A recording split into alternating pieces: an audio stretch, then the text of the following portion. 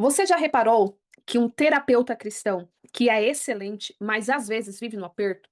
E aí você olha para o lado e vê o terapeuta secular cobrando com agenda cheia, crescendo e pensa: o que é que eu estou fazendo errado?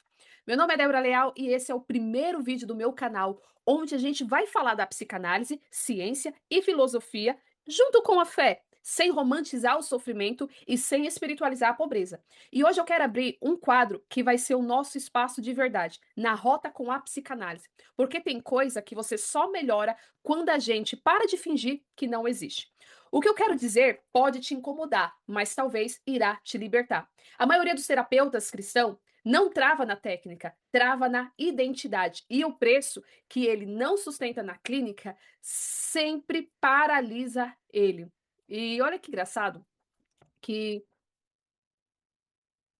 eu lembro como foi os meus primeiros atendimentos e eu ficava muito confusa, porque eu havia saído de um quadro de depressão profundo e eu ficava pensando: "Meu Deus do céu, eu preciso curar todo mundo, eu preciso salvar todo mundo, e mesmo que a pessoa não me pague nada, mas o que importa é que essa pessoa será curada, será sarada e será transformada". E sabe qual que é a consequência disso? Que às vezes eu começava a atender às 8 da manhã e parava às 10 da noite e no final do dia eu estava exausta e para ajudar, a minha conta estava zerada. Por que zerada? Porque todo o dinheiro que eu ganhava com os atendimentos, que era um valor bem ilusório, eu reinvesti em curso. Então, os 6 primeiros meses que eu atendi, eu não comprei absolutamente nada para mim, porque eu dizia: agora que eu estou recebendo, eu preciso estudar mais e eu preciso melhorar mais. E talvez isso seja o motivo de você paralisar também. Então, ou seja, eu não travava na técnica, eu travava na minha identidade.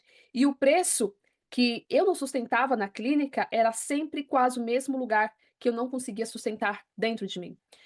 O que eu vou te dizer hoje pode te incomodar, mas se você tiver consciência e um coração ensinável, pode ser libertador. Então vamos direto ao pontos reais, psíquicos, culturais e espirituais, que fazem tantos terapeutas cristãos não prosperarem e não cobrarem como deveriam. E isso é algo que precisa ser falado, comentado e compartilhado, tá? Você já reparou que muitos cristãos, terapeutas, são extremamente capacitados? E por que que eu falo terapeutas cristãos? Porque o meu público é a maioria cristão, tá?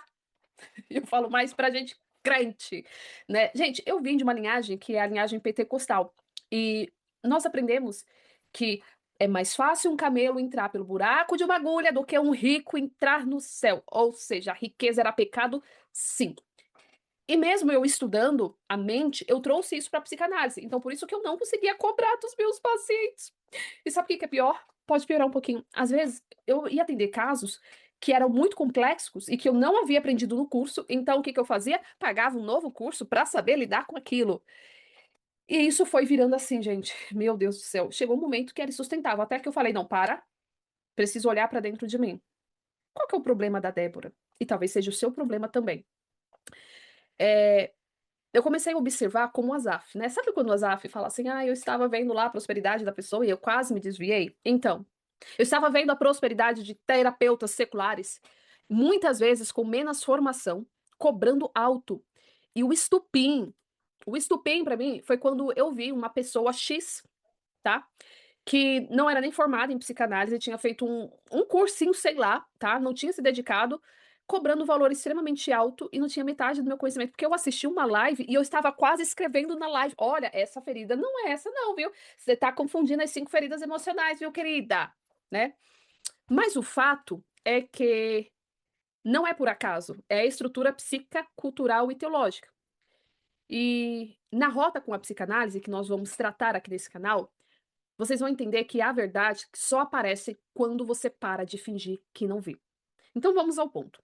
O primeiro problema é a confusão entre chamado e função. Muitos terapeutas cristãos foram ensinados que a clínica é o ministério. O problema é quando o consultório vira altar e o terapeuta deixa de se perceber como profissional para enxergar como um instrumento. Ou seja, se eu não sou um profissional e eu sou apenas um instrumento, eu não posso definir preço. Instrumentos são o quê? usados. Quando o terapeuta não ocupa o lugar de autoridade técnica, ele ocupa o lugar de sacrifício. E o sacrifício constante não sustenta a clínica, só adoece quem cuida.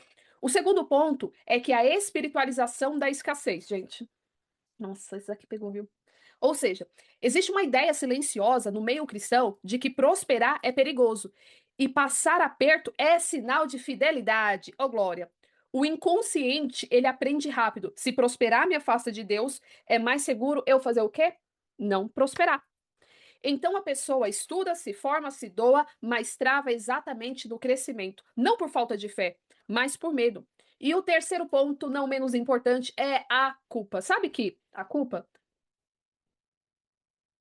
é uma cadeira de balanço que te mantém ocupado, mas não te leva para lugar nenhum. Pois é. Ou é como essa cadeira aqui, ó. Eu posso ficar girando ela o dia inteiro, né? Eu vou me manter extremamente ocupada, mas eu não vou ir para lugar nenhum. Pois é, a culpa faz exatamente isso. Culpa por cobrar. E muitos terapeutas cristãos confundem empatia com gratuidade. Eles escutam a dor do outro e, ao invés de sustentar o contrato terapeuta, tenta aliviar a própria angústia, reduzindo o preço. Isso não é amor, é dificuldade para sustentar o limite. A clínica sem limite vira relação de dependência, não de cuidado. O quarto ponto é a ferida da desvalorização disfarçada de humildade. Quando o terapeuta, então, ele diz: "Eu não faço pelo dinheiro", muitas vezes isso não é uma virtude, é só uma historinha mesmo.